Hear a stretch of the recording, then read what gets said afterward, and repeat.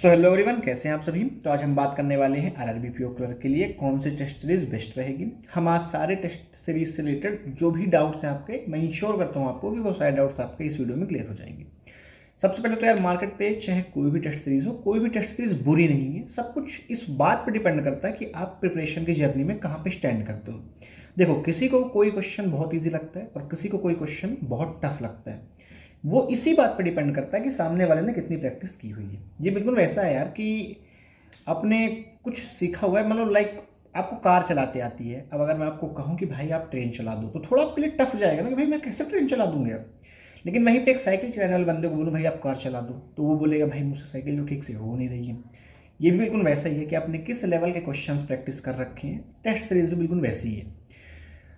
कहने का मतलब ये है कि लोगों ने बस इतना मैश क्रिएट कर रखा है कि ये बहुत सरल है, वो बहुत टफ है, ये बिल्कुल एग्जाम रिलेवेंट है, ये मॉडरेट है। एक्चुअली में ऐसा कुछ भी नहीं है। सब कुछ डिपेंड करता है पर्सन टू पर्सन। क्योंकि भाई देखो, मुझे आप में से एक चीज़ बताओ, जो लोग कहते हैं टेक्स्ट बुक, मोस्टली लोग कहेंगे ना कि टेक्स्ट बुक बहुत ईजी है। आप जो बंदा जेन्युइन बंदा है, जो लिटरली प्रिपेयर कर रहा है, जिसने जिसने सच में प्रिपेयर किया हुआ है या कभी मेंस दिया हुआ है, वो मुझे एक चीज़ बताओ। एसबीआई या आरबीआई, कोई भी एग्जाम आप पकड़ लो, जो भी आप रेफरेंस लेना चाहो, इवन चलो आरआरबी ही पढ़ते हैं। आरआरबी के प्रीवियस ईयर क्वेश्चंस और टेक्स्ट बुक के जो सीरीज के क्वेश्चंस हैं, मेंस की बात कर रहा हूं मैं, इवन प्रीलिम्स की भी, कौन ज़्यादा इजी है। जिसने भी एग्जाम दिया हुआ कभी भी, वो आंसर करे भाई कि कौन से क्वेश्चंस आपके लिए इजी पड़ते हैं। जितने जेन्युइन बंदे होंगे या जिसने सच में लिटरली प्रिपरेशन कर रखी, सबको पता है कि आरआरबी के जो मेन एग्जाम के क्वेश्चंस आते हैं वो टेक्स्ट बुक के मेंस के एग्जाम क्वेश्चन से इजी होते हैं। अब मुझे एक चीज़ बताओ, जब टेक्स्ट बुक के एग्जाम के क्वेश्चंस मेन एग्जाम से टफर साइड है, टेक्स्ट बुक ईजी कैसे हो गया। वहीं पे कुछ लोग बोलते हैं ऑलिव बोर्ड बहुत टफ है। भाई कुछ भी चीज़ टफ या ईजी नहीं है। सब कुछ बस डिपेंड करता है कि आपकी प्रिपरेशन किस लेवल पे है। आप जितना बेहतरीन चीज़ों को पॉलिश करेंगे वो उतना चमकेगी, सीधी सी बात है। अब आप टेस्ट सीरीज में गाइडली लो, स्मार्ट कीड़ा लो, यस मॉक की ले लो, टेक्स्ट बुक ले लो, और ग्रेड अप तो चलो मर्ज हो चुका है, ऑलिव बोर्ड ले लो, आप कुछ भी ले लो। वो सब कुछ आपकी प्रिपरेशन जर्नी पे डिपेंड होना चाहिए। अगर आपकी प्रिपरेशन जस्ट स्टार्ट हुई है तो आप टेक्स्ट बुक से स्टार्ट कीजिए। उसके क्वेश्चन का लेवल जो है वो थोड़ा ईजी रहता है rather than other test series. लेकिन इसका ये मतलब बिल्कुल नहीं है कि टेक्स्ट बुक बहुत ईजी है, ऐसा कुछ नहीं है। अगर मैं टू बी जेन्युइन बात करूं, शायद कुछ लोग रिलेट करेंगे जो कि ऑनेस्ट होंगे और जिसने सच में जेन्युइनली एग्जाम प्रिपेयर किया हुआ है, कि सबसे रिलेवेंट टेस्ट सीरीज अगर कोई है तो वो टेक्स्ट बुक की ही है। उसके एग्जाम्स के जो क्वेश्चंस मैच होते हैं ना, कि जो लेवल ऑफ डिफिकल्टी है वो 19-20 वाला अंतर ही है यार, कि टेक्स्ट बुक 20 पे और एग्जाम का लेवल 19 आता है। और सच कहूँ तो आपको प्रिपरेशन भी उसी हिसाब से करनी है। भाई आप बहुत टफ क्वेश्चंस की प्रैक्टिस कर रहे हो जो कि भाई आपका मोरल गिरा देंगे ना। और मुझे जेन्युइनली आंसर दो, क्या मेंस एग्जाम में टफर क्वेश्चन बनाने के नंबर मिलते हैं? कि आपने टफ क्वेश्चन बना दिया तो आपको 2 नंबर की जगह 6 नंबर दिए जाएंगे, आपने ईजी बनाया तो 2 की जगह 1 ही दिया जाएगा? ऐसा तो नहीं है।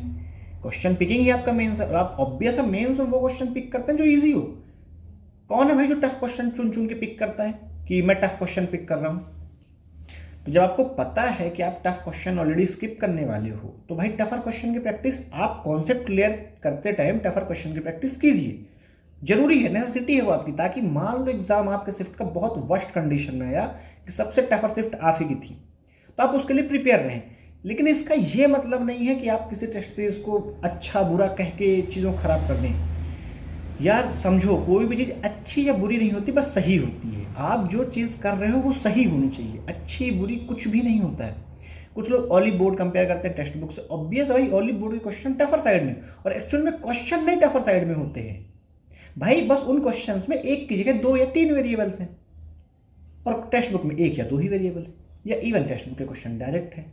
और एग्जाम में इतने टफ क्वेश्चन नहीं आते। ऑलिव बोर्ड आपकी प्रैक्टिस लेवल को एक लेवल अप करने के लिए है, कि आपके कॉन्सेप्ट बहुत स्ट्रांग है। अब आप चाहते हैं किसी स्पेसिफिक चीज़ों पे कमांड करना, कि भाई मैं चाहता हूँ कि इस चीज़ पे मेरी कमांड हो, कितना भी वर्स्ट पेपर आएगा मैं most of the question attempt करूँगा। लाइक आपका टारगेट है कि भाई मैं क्वांट में 40 क्वेश्चन 50 क्वेश्चन जो भी हैं उसमें से 35 40 45 स्कोर करूँगा, कि मुझे एक सेक्शन से ही मार्क्स खींचने हैं। तब तो बहुत बढ़िया है, आप ओनली बोर्ड के ही रिग्रेस प्रैक्टिस की। बट अगर आप पेपर को बैलेंस रखते हैं कि मैं हर सेक्शन से ही थोड़े थोड़े क्वेश्चंस उठाऊंगा, उससे बंच ऑफ मार्क्स अटेन करूंगा और ओवरऑल कट ऑफ के साथ 20-25 मार्क्स ऊपर लेके आना है मुझे, तब तो आपको सारे लेवल के क्वेश्चन चाहिए। क्योंकि सिर्फ अगर आप टफर प्रैक्टिस करोगे और भगवान की दया से आपकी शिफ्ट अच्छी आई या आपके कॉन्सेप्ट अच्छे आए और ईजियर क्वेश्चन आ गया, तब तो आप डाउट में फंस जाओगे भाई इतना ईजी कैसे है। पक्का इसमें कुछ तो भी आप एक क्वेश्चन पे 2 बार 3 बार देखोगे कि भाई कुछ छूट नहीं रहा, कुछ छूट नहीं रहा, आपका टाइम मैनेजमेंट बिगड़ जाएगा। तो वो डाउट वाला पोर्शन हटाने के लिए आप easy to moderate, moderate to high की प्रैक्टिस कीजिए, लेकिन मोस्ट ऑफ द क्वेश्चन आपके इजी टू मॉडरेट लेवल के ही होने चाहिए। क्योंकि आप जब पेपर पे जाओगे तो आप इजी टू मॉडरेट क्वेश्चन ही सॉल्व करोगे, वहां लिमिटेड टाइम है भाई। घर में बैठ के आपको क्वेश्चंस नहीं बनाने हैं कि आप बस बना रहे हो 1 घंटे बैठ के, ऐसा नहीं करना है आपको। लिमिटेड टाइम है तो उस लिमिटेड टाइम का बेस्ट यूटिलाइजेशन कीजिएगा। जब आपको पता है कि आपको मेंस एग्जाम में टफर क्वेश्चन को स्किप ही करना है, तो आप प्रैक्टिस मॉडरेट टू इजी कीजिए, हायर क्वेश्चन के कॉन्सेप्ट क्लियर रखिए कि अगर मॉडरेट टू इजी नहीं आया, सिर्फ टफर क्वेश्चन से है, तो आप उससे बना लें। और ऑब्वियस है अगर सिर्फ टफर आएगी वो सबके लिए आएगी, तो अब 2-4 नंबर पे स्कोर करोगे उस शिफ्ट पे तो कोई बुरा नहीं है। तो आप मॉडरेट टू इजी की प्रैक्टिस कीजिए ताकि आपके most of the concepts clear हो जाए। टफर के चक्कर में मत पड़ना कि आपका मोरल भी गिर जाए, आपकी प्रैक्टिस भी बर्बाद हो जाए और आप कहीं पे कंफ्यूजन वाली स्टेज में रह के फंस जाओ। उम्मीद करता हूँ आपके टेस्ट सीरीज रिलेटेड सारे डाउट्स क्लियर हो गए होंगे कि आपको कौन सा मॉक लेना है कौन सा नहीं। बस अपनी प्रिपरेशन की जर्नी को ट्रैक करते रहिए कि आप किस लेवल पे। अगर आप अभी साइकिल पे सवार हैं तो उस पर ध्यान दीजिए, धीमे से बाइक पे आइएगा, फिर कार पे, फिर ट्रेन, फिर हवाई जहाज पे। ऐसे स्टार्ट कीजिए तो चीज़ें ठीक रहेंगी। डायरेक्ट क्लटर करोगे ना कि भाई मैं डायरेक्ट प्लेन ही उड़ाऊंगा, तो भाई साहब थोड़ा दिक्कत जाएगी आपको। कोशिश कीजिएगा रिलेवेंसी मेंटेन रखिए। इस प्रिपरेशन का सबसे बड़ा जो डिसएडवांटेज है कि रिलेवेंसी हम भूल जाते हैं। आप इसीलिए हर टीचर आपको सजेस्ट करता है कि भाई साहब आप एक बार प्रीवियस ईयर क्वेश्चंस देखिए। पर हमने ना आजकल क्या किया है कि टीचर्स की बातों को इग्नोर करके, ये जो मतलब न्यूली सिलेक्टेड एस्पिरेंट है, रिस्पेक्ट है इनके लिए भाई, इन्होंने एफर्ट डाले, बट इन लोग इतना मिसगाइड कर रहे हैं ना कि हम ये करते थे तो आप भी कर लो, वो ये करते थे तो आप भी कर लो। भाई सबके लेवल्स अलग हैं, ये चीज़ समझो। आप अपने आप को किसी और से कंपेयर मत करो, आपको डे बाई डे बस खुद को इंप्रूव करना है। किसी से कंपेयर करोगे यार हमेशा फंस के जाओगे। इसलिए अगर आपको लगता है कि नहीं भाई मैं गलत कह रहा हूं, तो आप बिल्कुल प्रीवियस ईयर क्वेश्चंस उठाइए, उनको सॉल्व कीजिए और हर टेस्ट सीरीज के आपके पास 2-3 मॉक्स हर सबके अवेलेबल होते हैं फ्री में, आप सब लगा के देखिए। फिर आप खुद एक बार मैच कीजिएगा कि जो एग्जाम की रिलेवेंसी है वो किस मॉक के साथ मैच करती है। आप ऑलरेडी मतलब सब कुछ सामने ही है आपके, बस आपको देखना है, आप रिलेवेंसी खुद कंपेयर करना।